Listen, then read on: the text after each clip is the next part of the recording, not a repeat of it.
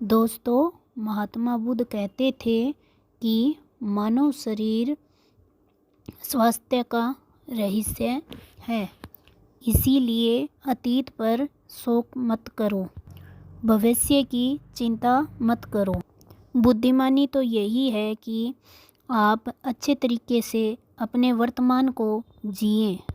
हम में से अधिकांश लोग ऐसे मिल जाएंगे जो पीछे की कहानियाँ या पीछे का समय अपना याद कर कर के जो वर्तमान समय चल रहा होता है उसको ख़राब कर लेते हैं। वो पीछे की बातें इसलिए याद कर कर के परेशान रहते हैं क्योंकि वो जीना ही नहीं चाहते। अगर आप वर्तमान में अच्छे तरीके से जीना चाहते हैं तो आप कोशिश करके देख लो, आपका तन और मन दोनों अच्छे तरीके से स्वस्थ हो जाएंगे। अगर आप वर्तमान में जीना सीख जाते हैं तो ना ही तो आपको अतीत की परेशानियां याद रहेगी, ना ही आगे वाले भविष्य की चिंता रहेगी, और आपका वर्तमान जो आप जी रहे हैं वो एक आनंदमय सुखमय जीवन होगा। आज हमें इस कहानी से यह प्रेरणा मिलेगी या फिर ये मोटिवेशनल मिलेगा जो आपको ना तो भूतकाल की कुछ याद रहेगा, ना भविष्य काल के लिए कोई चिंता रहेगी। आप वर्तमान की ज़िंदगी बहुत अच्छे तरीके से जीना पसंद करोगे। तो यह कहानी शुरू होती है एक व्यक्ति से। वह व्यक्ति अपने जीवन में बहुत ज़्यादा दुखी था, बहुत ज़्यादा परेशान भी था, और वह एक चट्टान पे बैठ के रो रहा था। तभी वहाँ से एक बौद्ध भिक्षु गुजर रहे थे। उस व्यक्ति को रोता देख बौद्ध भिक्षु उस व्यक्ति के पास पहुँचे और बौद्ध भिक्षु उस व्यक्ति को कहने लगे कि आप यहाँ से कूदकर जान देने वाले हो क्या। वो व्यक्ति बौद्ध भिक्षु से कहता है कि आपने मेरे को सही पहचाना, लेकिन आपको इससे क्या फ़र्क पड़ता है। यह मेरा जीवन है, इसके साथ मैं जो चाहूँ वही करूँगा। तो फिर वो बौद्ध भिक्षु बोल पड़ते हैं कि अभी तक फिर बैठ के पर्वत के ऊपर पहाड़ी के ऊपर रो क्यों रहे हो, अभी तक आपने जान दे क्यों नहीं दी।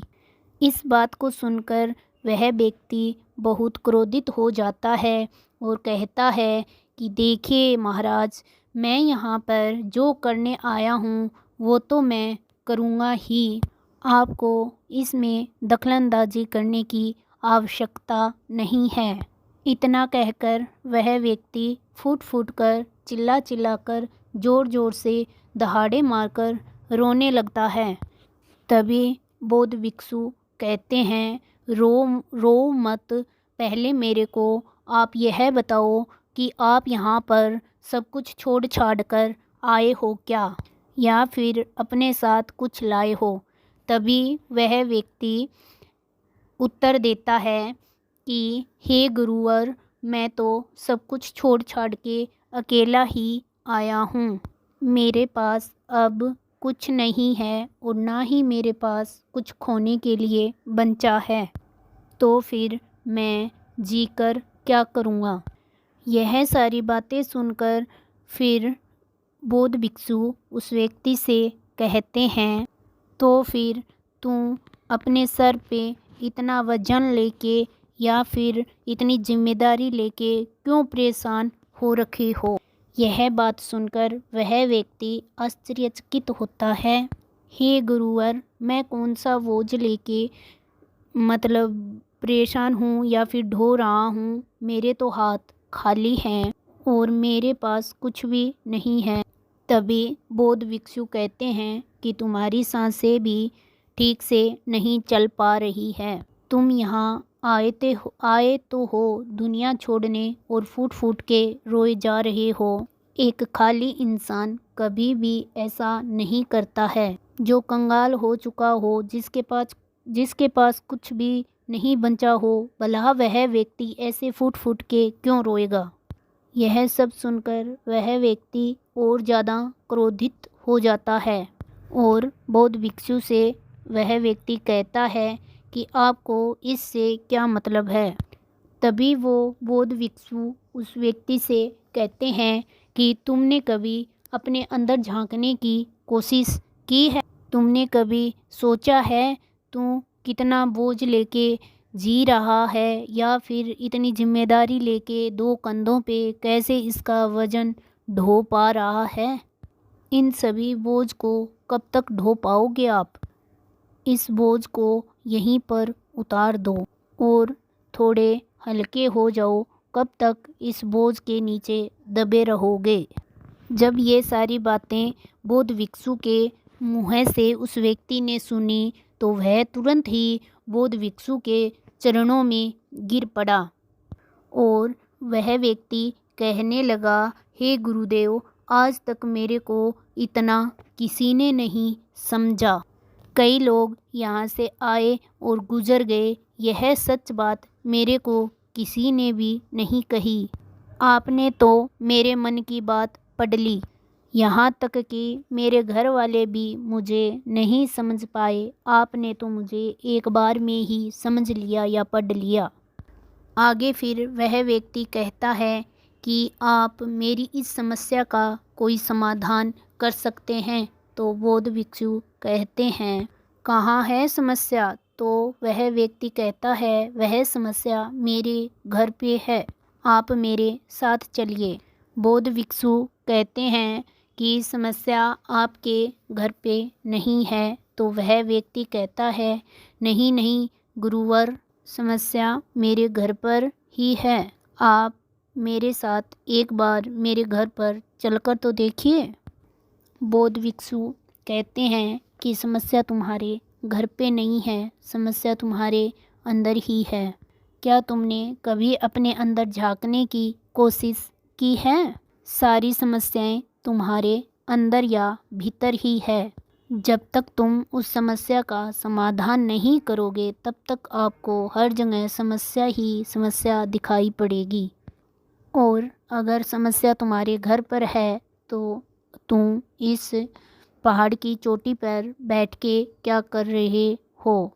तुम तो कह रहे थे कि तुमने तो पीछे सब कुछ छोड़ दिया है, अपना घर, अपना परिवार, अपने सगे संबंधी, अपने रिश्तेदार। अगर तुमने ये सब छोड़ दिया है तो आज तेरी समस्या भी वहीं पे ख़त्म हो गई है, फिर तुम इतने परेशान क्यों हो? वह व्यक्ति बौद्ध भिक्षु के मुंह से ये बातें सुनकर आश्चर्यचकित होकर कहता है कि हे गुरुवर, आप सही हो, मैं आपकी बातों को समझ पा रहा हूँ। कमी तो मेरे अंदर ही है, मैं किसी काम का नहीं हूँ। मैं जब भी कोई काम करने जाता हूँ तो सारा काम बिगाड़ देता हूँ, मेरे हाथों सारे काम गड़बड़ हो जाते हैं। मैंने आज तक कोई भी काम ढंग का नहीं किया, मेरी तो किस्मत ही खराब है। ये सारी बातें उस व्यक्ति के मुख से सुनकर बौद्ध भिक्षु मुस्कुराने लगे और कहने लगे कि अच्छा, तुम्हारी किस्मत ही खराब है, तो मुझे तुम ये बताओ कि तुम्हारी किस्मत में क्या खराबी है। तभी वह व्यक्ति बौद्ध भिक्षु से कहता है कि हे गुरुवर, मुझे व्यापार करना था, मुझे धन की बहुत ज़्यादा आवश्यकता थी, इसीलिए मैंने अपने परिवार से थोड़ा धन ले लिया। उसी धन से मैंने अपना अच्छा सा व्यापार खड़ा कर लिया। लेकिन गुरुवर, मेरा व्यापार ज़्यादा दिन तक नहीं चल पाया। शुरू में मेरे परिवार वालों ने मेरा बहुत ज़्यादा साथ दिया, बाद में उन्होंने भी मना कर दिया। जब तक व्यापार सही से चला तब तक मेरे घर वालों ने, मेरे परिवार वालों ने मेरा साथ दिया, और जैसे जैसे मेरा व्यापार थोड़ा कम होते गया या फिर नुकसान होता गया तब मेरे परिवार ने मेरा साथ देना बंद कर दिया। पर गुरुवर, मैं तो चाहता था कि मैं अच्छे से व्यापार करूं और अच्छे से मेरे परिवार को संभाल सकूं, अच्छे से मेरे घर वालों को खुश रख सकूं। मैं तो सब उन्हीं के लिए कर रहा था, लेकिन वो लोग मुझे समझ नहीं पाए और मुझे ही इस चीज़ का जिम्मेदार ठहरा दिया। और मुझे भी यही लगता है कि मैंने गलत किया, क्योंकि मेरा भी एक मित्र है, उसने मेरे साथ ही व्यापार आरंभ या प्रारंभ किया था। लेकिन उसको देखो, उसका व्यापार बहुत अच्छे से चल रहा है। और जब भी मेरा मित्र मेरे घर पे आता है तो अपने व्यापार के लिए अच्छी बातें हमेशा बताता है। वह हमेशा यह कहता रहता है कि किस तरह उसने खुद के दम पर व्यापार खड़ा कर लिया है और उसे चलाने में भी वो सक्षम है। ये सारी बातें सुनकर मेरे परिवार वाले भी मेरे से यही कहते हैं कि वो देख, तेरा मित्र है जो अपने व्यापार को कितने अच्छे तरीके से चला रहा है और कितनी ऊंचाइयां छू रहा है। एक तू है जो हमारी जमा की हुई पूंजी को भी लगा दिया और व्यापार भी नहीं चला पाया। मेरे परिवार वाले मुझसे हमेशा यही कहते रहते हैं कि तेरे बस का कुछ नहीं है। इन तानों को सुन सुनकर मैं बहुत ज़्यादा परेशान हो गया हूँ। इसीलिए मैंने कर्ज भी लिया और नया व्यापार खड़ा किया और वहाँ पर भी मुझे मुंह के बल खानी पड़ी और मेरा व्यापार पूरी तरीके से नष्ट या चौपट हो गया। मेरी हालत तो यहाँ तक आ चुकी है कि मेरा घर भी गिरवी पड़ा है। अब आप ही बताइए गुरुवर, अब मैं क्या करूँ? तब गुरुवर कहते हैं, तो अच्छा तुझे पता है तेरा मित्र घर पे क्यों आता था? तो वह व्यक्ति कहता है, हाँ गुरुवर, मुझे पता है। वह मुझे मेरे परिवार के सामने नीचा दिखाने के लिए आता था और वह चाहता है कि मैं उसकी सफलता को देखकर तड़पता रहूं, जलता रहूं। तभी वो बौद्ध भिक्षु कहते हैं, क्या तुम उसका व्यापार देखकर सच में ही परेशान रहते थे? तो वह व्यक्ति कहता है कि हाँ, मैं उसके अच्छी सफलता और व्यापार को देखकर बहुत परेशान रहता था, क्योंकि उसका व्यापार तो बहुत ऊंचाइयों पे था और मेरा व्यापार नष्ट हो गया था। फिर मुझे तो जलन होगी ही। फिर बौद्ध भिक्षु कहते हैं कि तुम्हें किस बात का दुख था? उसकी, आप खुद के मित्र की सफलता का या खुद की असफलता का? तभी वह व्यक्ति कहता है कि गुरुवर, मुझे मेरी असफलता पर इतना पछतावा नहीं था जितना मेरे दोस्त के व्यापार की सफलता से मुझे पछतावा या ईर्ष्या या जलन थी। तभी वो बौद्ध भिक्षु कहते हैं कि अगर तुम्हारा मित्र असफल हो जाए या फिर उसका भी व्यापार चौपट हो जाए तो तुम्हें तो खुशी होगी ही। तभी वह व्यक्ति कहता है, जी हाँ, मुझे बहुत ज़्यादा खुशी होगी अगर उसका व्यापार चौपट हो जाए और वह असफल हो जाए। तभी बौद्ध भिक्षु मुस्कुराए और उस व्यक्ति से कहने लगे कि तुम्हारा जीवन तुम्हारे मित्र के हाथों में है। तुम्हारा मित्र जब चाहे तुम्हें निराशा कर सकता है, जब चाहे तुम्हें परेशान कर सकता है। फिर वह बौद्ध भिक्षु कहते हैं कि मैं अब तेरी कोई भी समस्या का समाधान नहीं कर सकता, क्योंकि तूने यह मान ही लिया कि तू उससे ईर्ष्या करता है, उसकी सफलता से जलता है, तो तू क्या कर सकता है? तो उस व्यक्ति ने कहा, नहीं गुरुवर, मेरे को इस समस्या का समाधान बताना ही पड़ेगा। तब बौद्ध भिक्षु कहते हैं उस व्यक्ति से कि जब वो तेरा मित्र तेरे घर पे आता है तो वह अपनी सफलता के राज या बातें तुम्हें बताता है, तो उस टाइम आप उस बातों को सुन के ईर्ष्या मत करें और उसकी सफलता को देख के निराशा मत लाएं अपनी ज़िंदगी में। उन बातों से आप कुछ अच्छा सीखें, उनसे वो बातें ग्रहण करके अपनी ज़िंदगी में उतारें और सफलता की ओर आगे बढ़ें।